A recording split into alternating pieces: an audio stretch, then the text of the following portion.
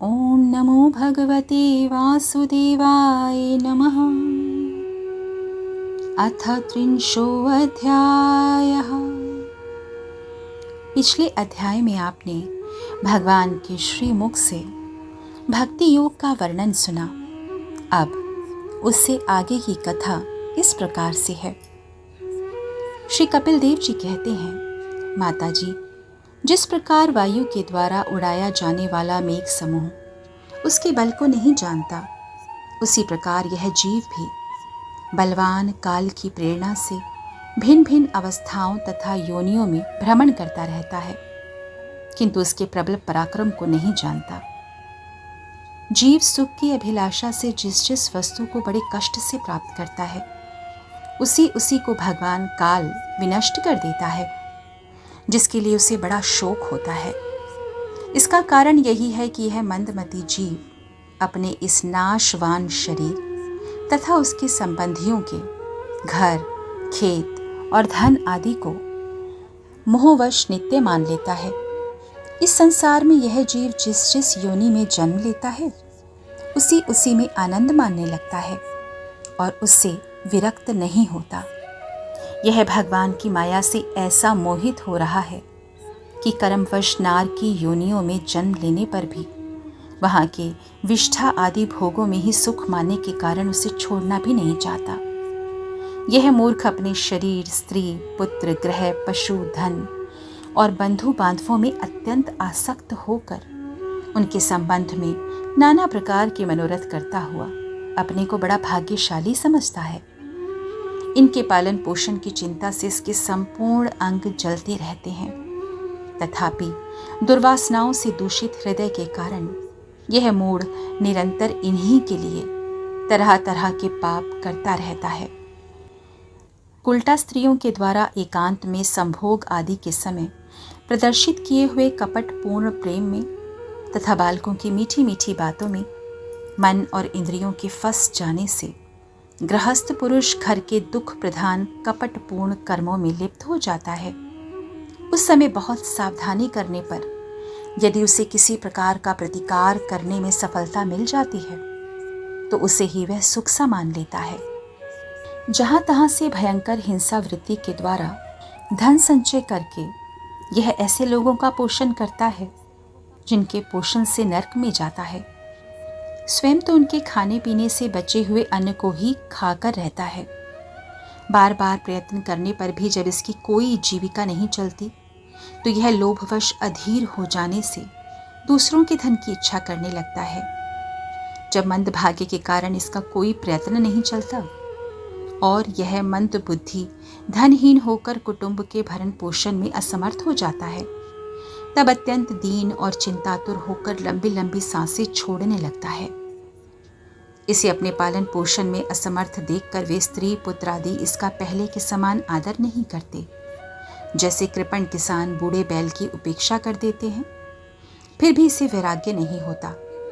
जिन्हें उसने स्वयं पाला था, वे ही अब उसका पालन करते हैं।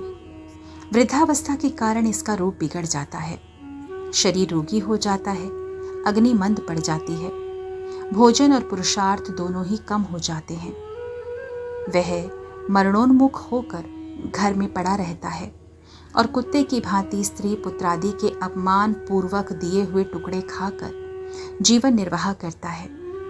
मृत्यु का समय निकट आने पर वायु के उत्क्रमण से इसकी पुतलियां चढ़ जाती हैं। श्वास प्रश्वास की नलिकाएं कफ से रुक जाती हैं। खांसने और सांस लेने में भी इसे बड़ा कष्ट होता है तथा कफ बढ़ जाने के कारण कंठ में घुरघुराहट होने लगती है। यह अपनी शोकातुर बंधु बांधवों से घिरा हुआ पड़ा रहता है और मृत्युपाश के वशीभूत हो जाने से उनके बुलाने पर भी नहीं बोल सकता। इस प्रकार जो मूढ़ पुरुष इंद्रियों को ना जीत कर निरंतर कुटुंब पोषण में ही लगा रहता है, वह रोते हुए स्वजनों के बीच अत्यंत वेदना से अचेत होकर मृत्यु को प्राप्त होता है। इस अवसर पर उसे लेने के लिए अति भयंकर और रोष युक्त नेत्रों वाले जो दो यमदूत आते हैं, उन्हें देखकर यह भय के कारण मलमूत्र त्याग देता है। वे यमदूत इसे यातना देह में डाल देते हैं और फिर जिस प्रकार सिपाही किसी अपराधी को ले जाते हैं, उसी प्रकार उसके गले में रस्सी बांधकर बलात् यमलोक की लंबी यात्रा में उसे ले जाते हैं। उनकी घुड़कियों से उसका हृदय फटने और शरीर कांपने लगता है। मार्ग में उसे कुत्ते नोचते हैं। उस समय अपने पापों को याद करके वह व्याकुल हो उठता है। भूख प्यास उसे बेचैन कर देती है तथा घाम, दावानल और लुओं से वह तप जाता है।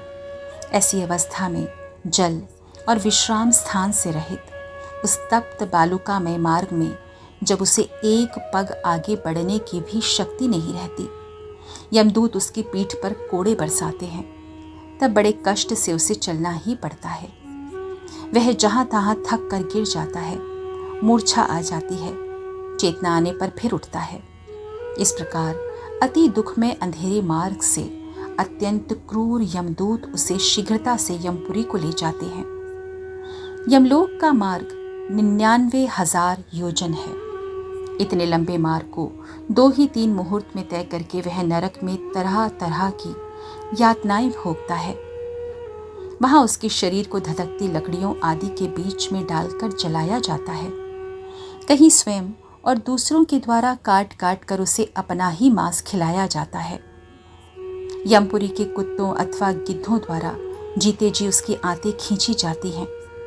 सांप, बिच्छू और डांस आदि डसने वाले तथा डंक मारने वाले जीवों से शरीर को पीड़ा पहुंचाई जाती है। शरीर को काटकर टुकड़े टुकड़े किए जाते हैं। उसे हाथियों से चिरवाया जाता है, पर्वत शिखरों से गिराया जाता है अथवा जल या गड्ढे में डालकर बंद कर दिया जाता है।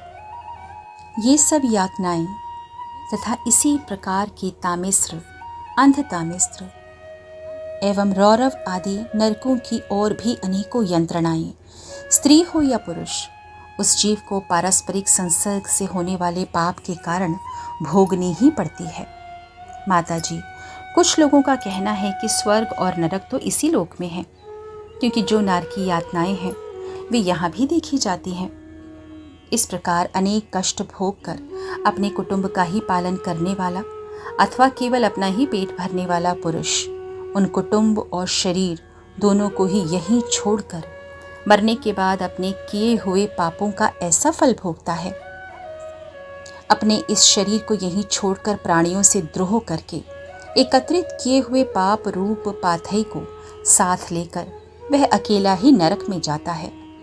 मनुष्य अपने कुटुंब का पेट पालने में जो अन्याय करता है, उसका दैव विहित कुफल वह नरक में जाकर अवश्य भोगता है। उस समय वह ऐसा व्याकुल होता है मानो उसका सर्वस्व लुट गया हो। जो पुरुष निरी पाप की कमाई से ही अपने परिवार का पालन करने में व्यस्त रहता है, वह अंध तामिस्र नरक में जाता है, जो नरकों में चरम सीमा का कष्टप्रद स्थान है। मनुष्य जन्म मिलने के पूर्व जितनी भी यातनाएं हैं तथा शूकर, कुकर आदि योनियों के जितने कष्ट हैं, उन सबको क्रम से भोग कर शुद्ध हो जाने पर वह फिर मनुष्य योनि में जन्म लेता है। 30वां अध्याय समाप्त हुआ। इति श्रीमद्भागवते महापुराणे पारमहंस्यां संहितायां 3 स्कन्धे कापिलेयोपाख्याने कर्म विपाको नाम 30